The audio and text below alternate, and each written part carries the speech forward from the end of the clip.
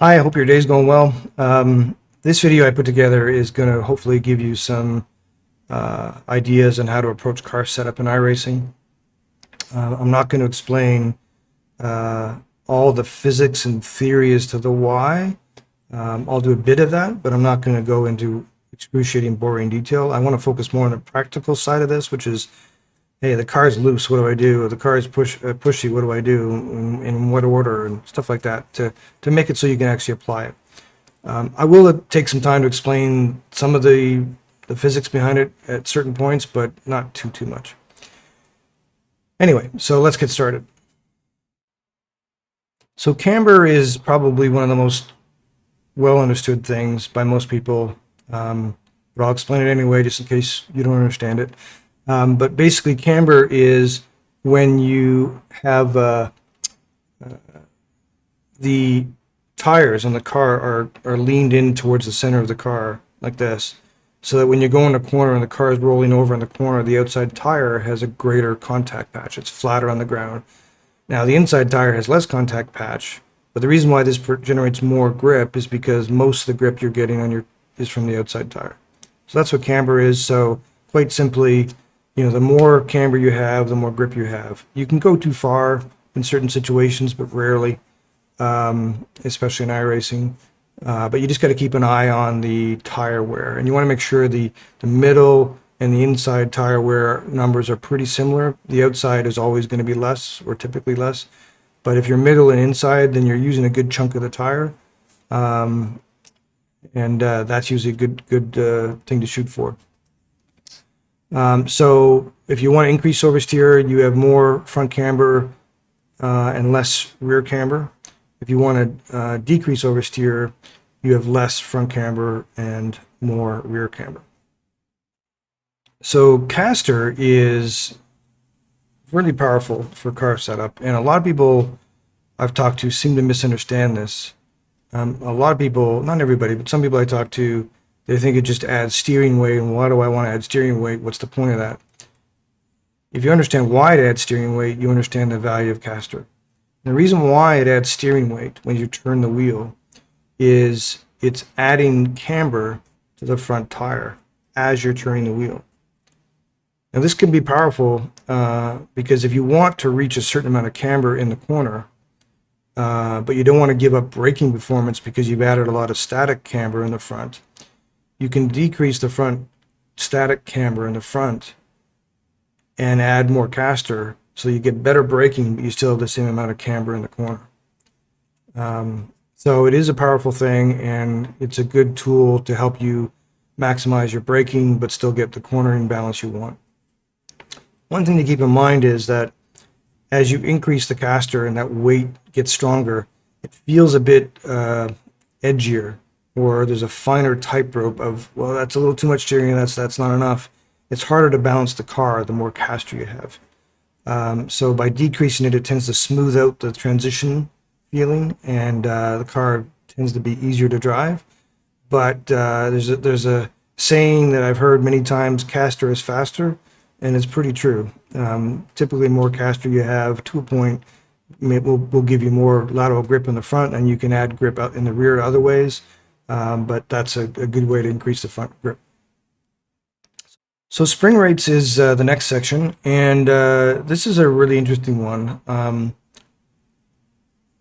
I think there's some misconceptions out there about how it works and why it works. But one thing that keep in mind is that going with a really stiff spring or going with a really soft spring really doesn't have a big impact on the overall lateral grip of your car.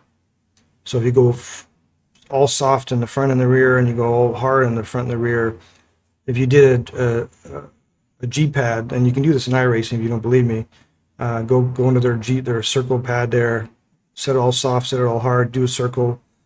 It'll be the same lateral G's, meaning the grip level isn't different. And then you can check that in VRS telemetry or other telemetry mechanisms that are out there. The reason why you tend to go softer at one end and the other is to affect the balance of the car.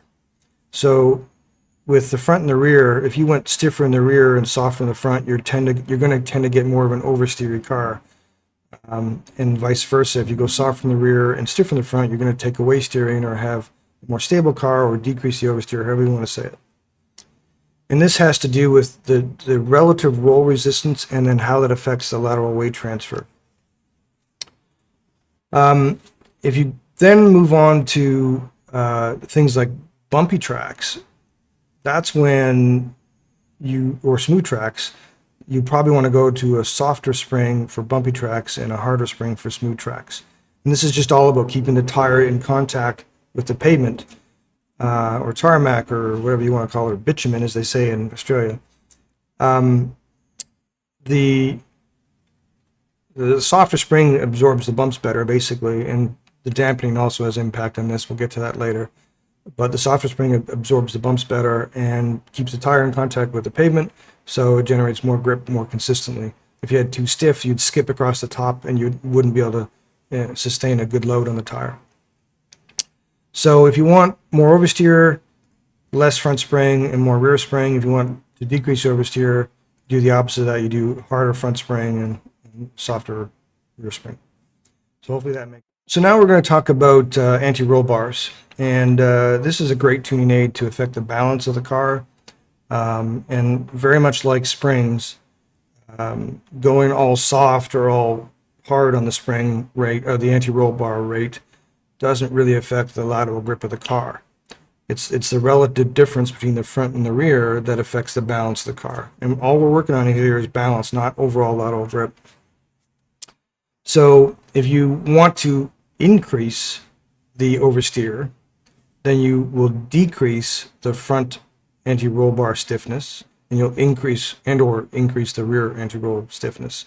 And what this does is it's basically meaning that the lateral weight transfer on the front is going to be less than the lateral weight transfer in the rear.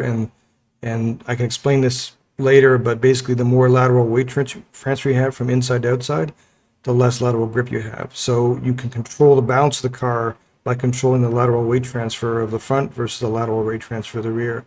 And that's what the anti-roll bars can do. And the next section in Rake is a really powerful way to do that as well. So this section is called Rake, or about Rake. And Rake is basically when it's the relative height of the rear versus the front. So you have zero rake if they're the same right height. You have a positive rake or negative. I don't know which way it is. I think it's positive. But basically, when the rear is higher than the front, that's rake. And the higher it is, the rear relative to the front, the more rake you have. So hopefully that makes sense. And the reason why this is important, and actually one of my favorite tuning aids, because it affects the balance pretty consistently through the whole corner on entry and middle and exit, because it's affecting the lateral weight transfer. Now, we typically run the front always as low as we can get. We rarely raise it up except for bumpy tracks or Nürburgring. So we're typically raising the rear ride height to add more rake, or decreasing the rear ride height to take away rake. And the reason why, when you increase the rake in the rear, you're making the rear loose, more oversteery, the car's more oversteery, is because you're raising the center of gravity. And the higher the center of gravity is, the more lateral weight transfer you're getting. And again, the more lateral weight transfer you have at one end of the car, that's going to make that end of the car lose grip. It's not about, and a lot of people think this, they think by raising the rear and putting more weight on the front, it's actually got nothing to do with that. If you don't believe me, go into iRacing, pick a baseline setup, and you'll see the rake is whatever it is. And the front will be at like 50 millimeters in metric. You take that and then go into the garage, take a look at the front weight on that car, and you'll see it. And then raise the front, I don't know, 20 millimeters, so it's like 70. And then go look at the front weight again. You'll see it's identical within 1-2 points. It basically doesn't affect the weight transfer to the front. So it's not about putting more weight in the nose, like most people think. Just like they think soft springs putting more weight in the nose. It's got nothing to do with that. It's all to do with how it's affecting the center of gravity. By raising the rear, you're raising the center of gravity, and it's affecting the lateral weight transfer. So I said I wasn't going to go too much into physics, so I'm not going to say any more, but that's the reason for it. So if you want to increase oversteer, you want more rake. In other words, you want a higher rear end. And the front end is always pretty low, so you're usually only affecting the rear. If you want to decrease oversteer, you start lowering the rear end. So toe is the next discussion point, and toe is basically introducing what's called a slip angle on a tire. And tires will generate their maximum grip when they have a small slip angle. So if your car is traveling in this direction, you see that? Yeah. Traveling in this direction, and then you have a bit of a slip angle on the tire, that produces more grip on the tire than if the tire was in line with the direction you're heading. So what we do is in the front of the car, we add a bit of toe out so that when you turn in the car, you've already got some slip angle, generating more grip on turn in. Now it affects the rest of the corner too, and in general you want some toe out in the front so that you are getting more grip through the entire corner. But we need to keep in mind that there's something called Ackerman. And Ackerman on a car means that as you turn the wheels, the front wheels do not stay parallel. There's an Ackerman effect, which means the inside tire turns more than the outside tire, which is basically, if you brought that back to center, is toe. So think of Ackerman as dynamic toe. The more you turn, the more toe you're getting. And if you go too much toe, then the slip angle on the inside tire is too great and it actually loses grip. So there's an optimal slip angle for a tire to generate its grip, and each tire is different. You got to play with it to figure it out. But what this means is that if you start adding a lot of static toe and you get into the middle of the corner where you've got your maximum steering angle, you could be taking away steering from the car in the middle of the corner. And you might have to decrease the static toe so that you have more steering in the middle. Now, if you decrease the static toe, you're going to lose some steering at the initial turn in, but you may gain some steering in the middle of the corner. So often not understood, but a very important point to affect the balance of the car through the entire corner. So that's the front of the car. The rear of the car, the more toe in you have. So the front we talk about toe out, and the rear we talk about toe in to generate that slip angle. And in the rear, the more toe in you have, the more rear grip you have. But keep in mind that as you drive the car in a straight line with that big slip angle, you're wearing the tires out, generating more heat. So if you go too far with these toe angles, you're going to wear the tires out faster, you're going to get them too hot, and you're going to lose grip. So you can't go too extreme with them. So that's why I say here, if you look at the front toe and you want to increase oversteer, you want to decrease the toe or have less toe if you want more mid-corner steering. And you want more front toe if you want more initial turn in. And the opposite's true if you want to decrease the oversteer. So in the middle of the corner, you want more front toe to decrease the oversteers, because in the oversteer you're going to get a bigger slip angle in the middle of the corner, and you want less front toe for the initial turn in to get less steering on the initial turn in. Rear toe is pretty straightforward, not as complex. Basically, less steering or less rear toe gives you more oversteer, and more rear toe gives you less understeer. Okay, so now we're going to talk about diff locking. This is an interesting, one of my favorite areas to talk about, as it's difficult to get it right, and it's full of compromises. So especially in GT3 cars, GTE cars have more tools to play with, which make it easier. And let me explain what that means. But first of all, let me explain what diff locking is. So diff locking is where the more locking you have, the less independent the two rear tires will rotate independent of each other. So the more like if it was fully locked, they would always rotate at the same rotation speed. And less locking means there can be minor differences. So how does that affect your cornering? Well, the less locking you have, the more freely they turn independent of each other. On corner entry, you'll get more steering, but on corner exit, you'll get less steering. And the more locking you have on the rear differential, it'll make the car steer less into the corner, but more out of the corner. And let me try and explain why. So let me start with the more locking. So with more locking, the rear tires are fighting each other, and it's just creating an extra resistance for the car to actually rotate. So that's why on corner entry, you get less steering. because the car is basically just the rear end's fighting each other. The two rear tires are fighting each other. But on corner exit, it kind of lights up the inside tire a little bit and allows a bit more rotation because you're applying power.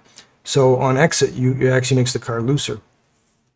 Now let me talk about diff preload and clutch plates first, these two, and we'll come to these two later. So preload is all about the amount of resistance for independent rotation. The greater the preload, the less they can rotate independent of each other.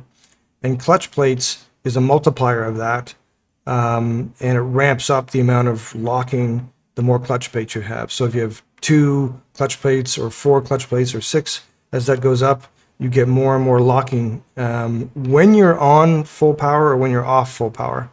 And that's a key element to understand. So the preload it's constant. It's always there. So if you have 100 on the preload, it's there through the whole corner, whether you're on power or off power. With clutch plates, they engage when you're fully off the power or fully on the power, and they ramp up as you're getting on the power, and they ramp down as you're getting off the power.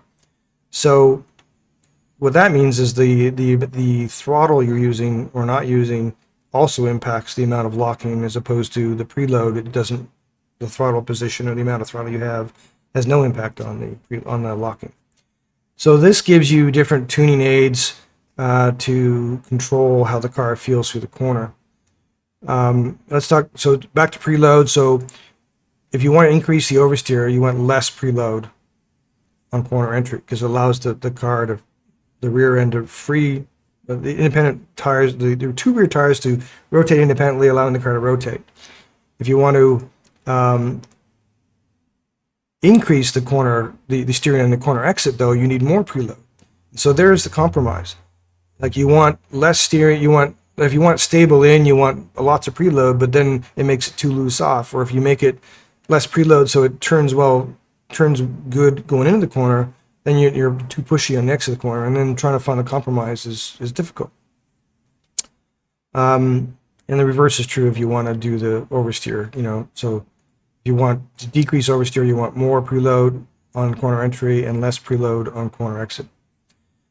Clutch plates, it's the same thing, in terms of what it does, but it affects it differently because it's about throttle, the amount of throttle you're applying or not applying.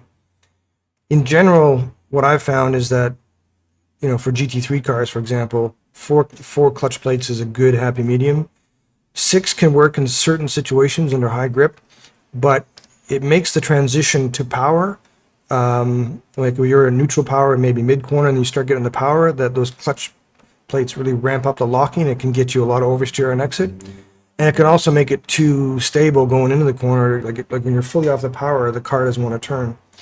So, I found a few cases when it works, but in general, 4 clutch plates seems to be better, and I just work on the preload.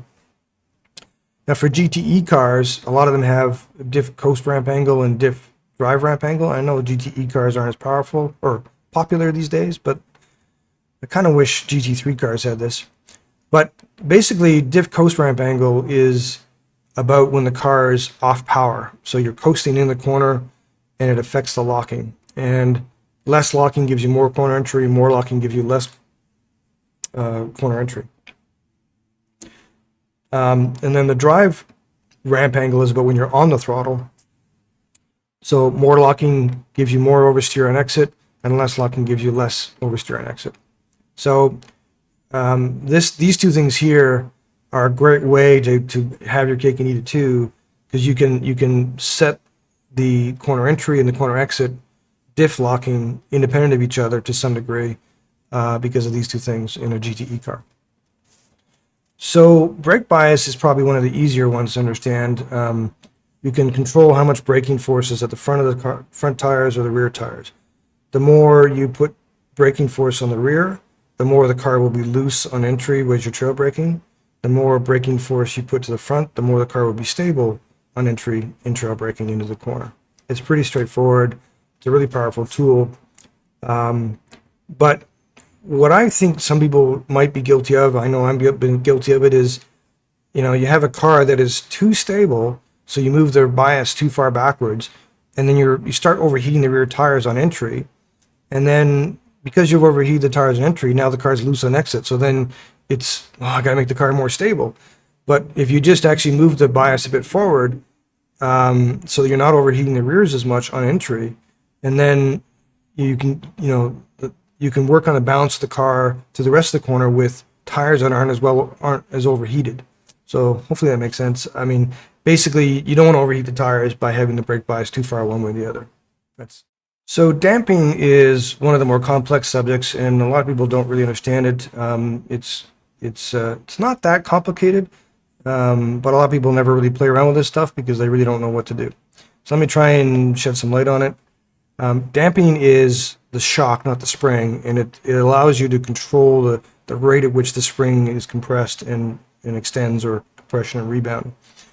And the other thing about damping is that spring generates more force the more you compress it. Damping doesn't generate more force the more you compress it, more resistance the more you compress it. It generates more resistance the faster you press it. So it's a velocity-based resistance as opposed to a compression-based resistance.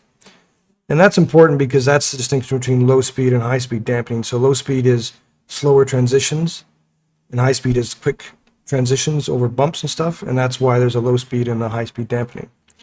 I'm going to first talk mainly about low speed dampening because that's the thing that affects handling the most, and then high speed we'll get into a bit later. So if we want to increase oversteer, let's talk about the front compression, low speed dampening. So to increase oversteer, you want to make the front dampening a little softer to allow it to dig in a bit better. It basically affects how the lateral weight transfer works in the rate at which it works.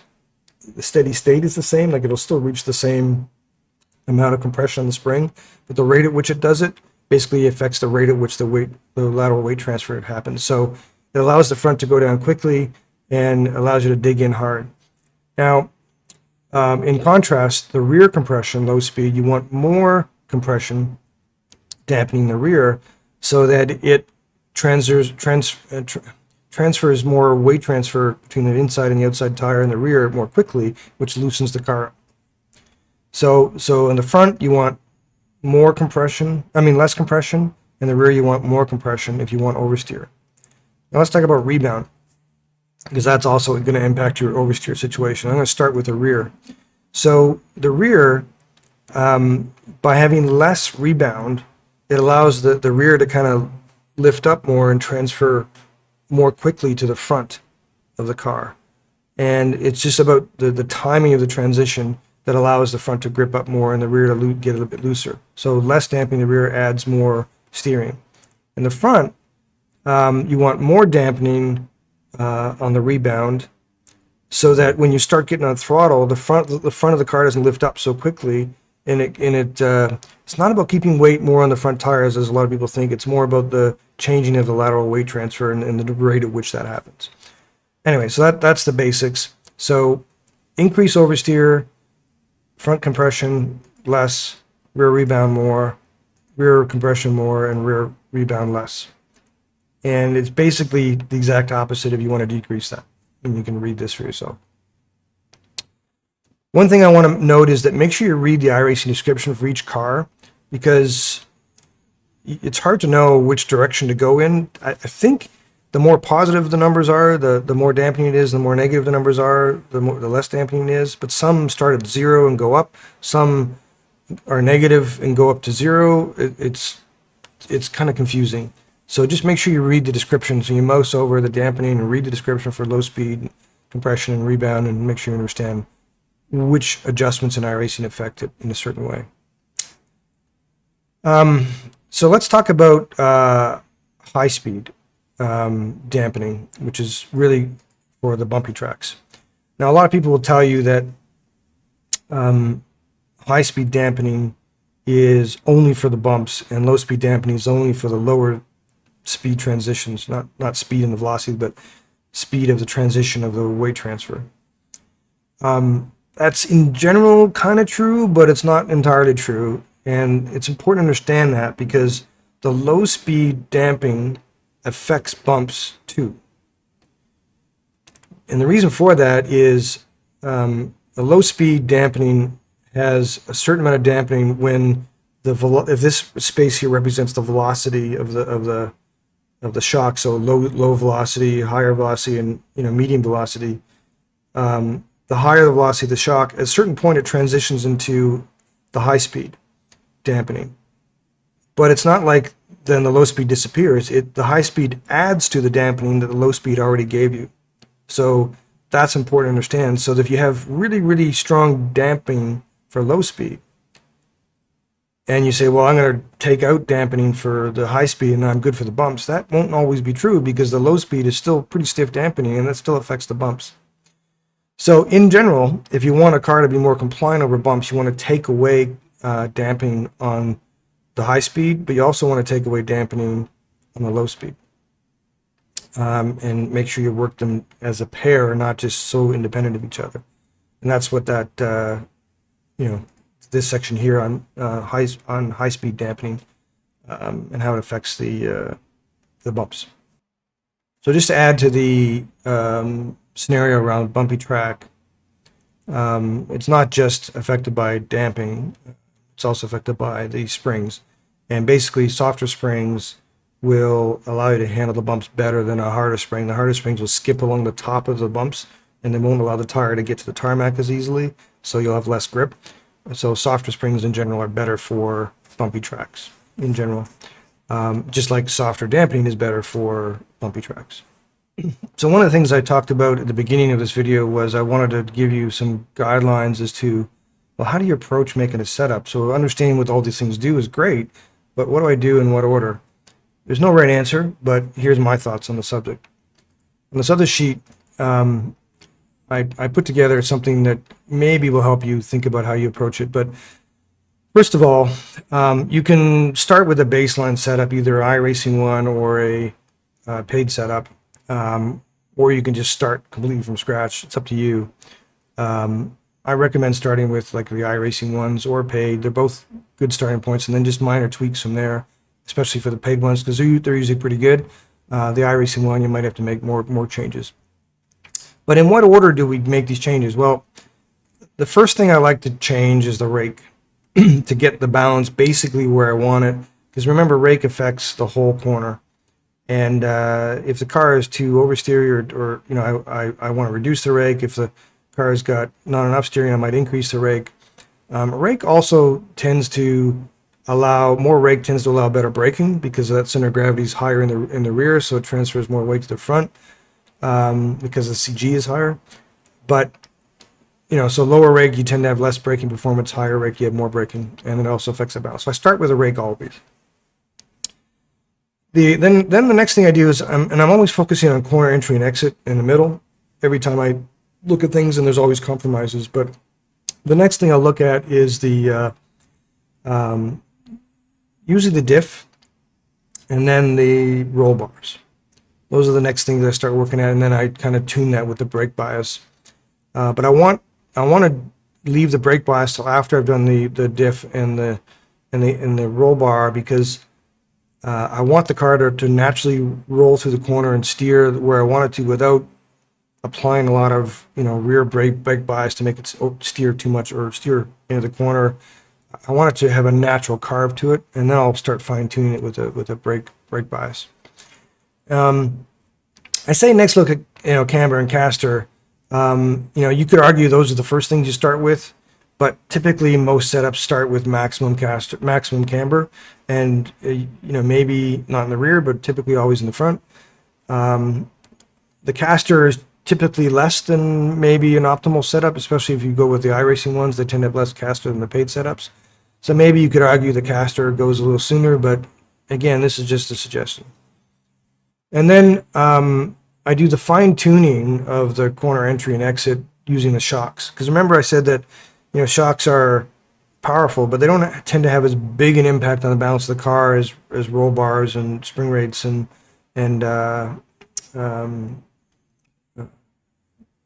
brake. Now I didn't really mention spring rates in here because if you're starting with a baseline setup or a paid setup, they've probably got a spring rate that works. But you probably want to insert, if you're trying to fine tune it, probably insert the spring rate. around, step 3 before you get to the shocks. And then keep in mind that as you're progressing through this list, everything affects everything else. So you might have to go back a few steps. So it's not like once you're done with a step, you're done changing that. You might go back and say, well, I need to change my rake because I've changed other things that affect the balance. And now I need to tune the rake for the rest of it. So it's a cyclical thing. But this is in general how I approach it. So I start with rake first. I don't tend to start with the camber and caster because that tends to be done a bit later for me. And so rake, ARB, and diff are the basics, and then I start fine-tuning with the other things. Hopefully that helps. Everybody does it differently, but that's in general how I do it. Cheers.